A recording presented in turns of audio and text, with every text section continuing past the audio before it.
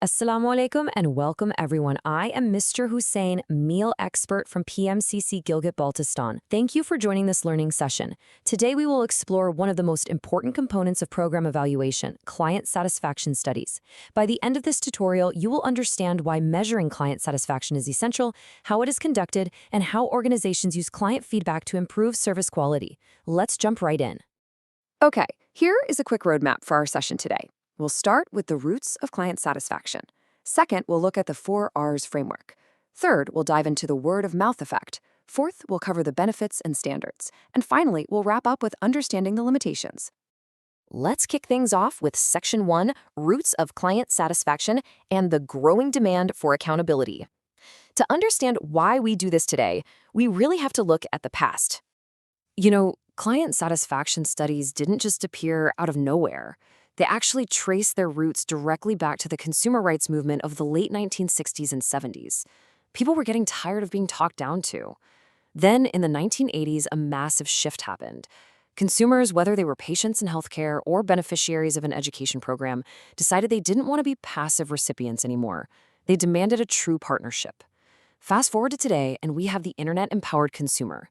They are connected, highly informed, and honestly, more powerful than ever before. And it all boils down to this. Consumers demand respect. Think about it. Most clients expect to get their money's worth, or at least the value of the time they put into a program. When they are given subpar, unacceptable services, they become righteously indignant, and fair enough, right? Whether you're running a local NGO project or a community health clinic, treating your clients as respected partners isn't just some nice, feel-good idea. It's the absolute foundational philosophy driving modern accountability. Moving right along to Section 2, the 4Rs framework, and how we actually deliver on these expectations. Now, what's really interesting here is a framework developed by English BSc in the year 2000. It's called the 4Rs of service delivery, and it is a fantastic tool. First up, relevance. Does your NGO's agricultural program actually meet the specific needs of the local farmers? Second, response. Are you delivering the services on the timeline you promised? Third is relationship. Are your staff interacting respectfully with the community? And finally, results. What is the actual tangible value being delivered? Consumers today are super assertive about seeking real value, and sticking to these 4Rs ensures your organization is focusing on the metrics that actually matter to the people you serve. Which brings us to Section 3, the word-of-mouth effect. This is where we look at the extremely high stakes of client satisfaction. I want you to stop and just consider this for a second. Imagine you're managing a health clinic or a community development program. What happens if 25 to 30% of your consumers walk away disgruntled? I mean, what kind of massive systemic problem does that indicate? Think about the disastrous ripple effect that would have on your community referrals, your agency's reputation, and ultimately, your funding. The stakes here are literally survival. In our field, discontented clients mean a rapid loss of trust. And that translates directly into lost donor funding, having to lay off hardworking staff, or, worst case, total program termination. This is exactly why routine satisfaction studies are an absolute lifesaver. They let meal managers keep a finger on the pulse of the agency. You catch the little sparks early, long before they turn into a catastrophic fire that closes your doors. Let's look at the hard math on this. This brilliantly illustrates the point.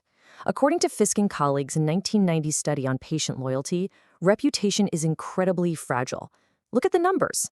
When client loyalty is high, say 95%, positive testimonials are almost 3 times more common than negative ones. Great, right? But watch what happens when loyalty drops to just 90%. Suddenly, positive and negative reports are basically tied. And if you drop to an 80% loyalty rate, it's like stepping off a cliff. You are immediately flooded with overwhelmingly negative word of mouth. Just a tiny dip in satisfaction creates a massive spike in public criticism. And to make matters even scarier, check out this classic TARP study from the U.S. Office of Consumer Affairs. It revealed a pretty shocking reality. A satisfied consumer will generally go out and tell an average of 3 friends about your great service.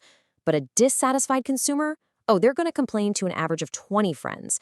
So a single unhappy client is wildly more destructive to your reputation than a happy one is beneficial. That's the word-of-mouth effect in action, folks, and it proves exactly why we cannot afford to just ignore client feedback. All right, let's transition to Section 4, Benefits and Standards, and why evaluators rely so heavily on this feedback. Despite those scary statistics we just looked at, the really good news is that these studies are highly accessible. They are incredibly low cost, the data is simple to interpret, and you can roll them out super quickly. But beyond the logistics, it's a deeply democratic, client-centered approach. Whether you use mobile feedback systems, suggestion boxes, or focus groups, you are giving everyone a voice. You're handing management the exact data they need to make smart, rapid decisions. From a strictly practical, on-the-ground view, getting this feedback lets you clear out completely unnecessary obstacles. Think about it from the client's perspective for a minute. They're already coming to you for help. They have enough stress in their lives. The absolute last thing they need is for you to add to that stress with dirty facilities, rude receptionists, endlessly busy phone lines, or making them wait hours in a lobby.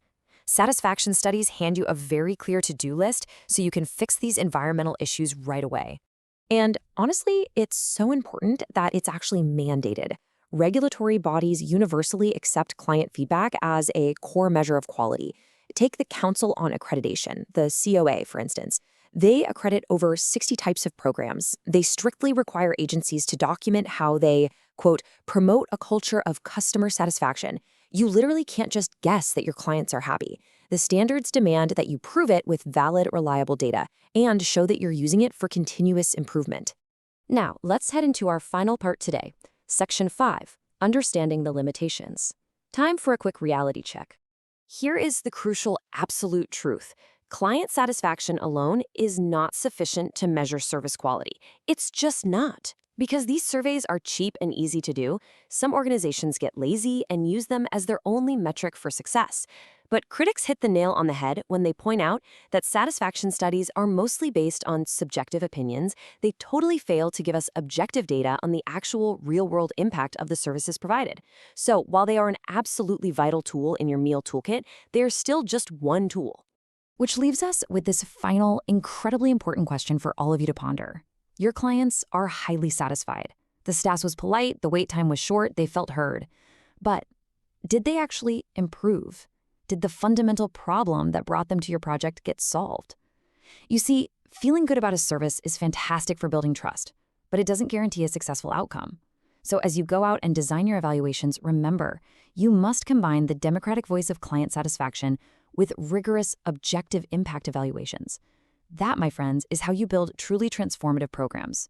Thank you for watching and keep up the great work out there.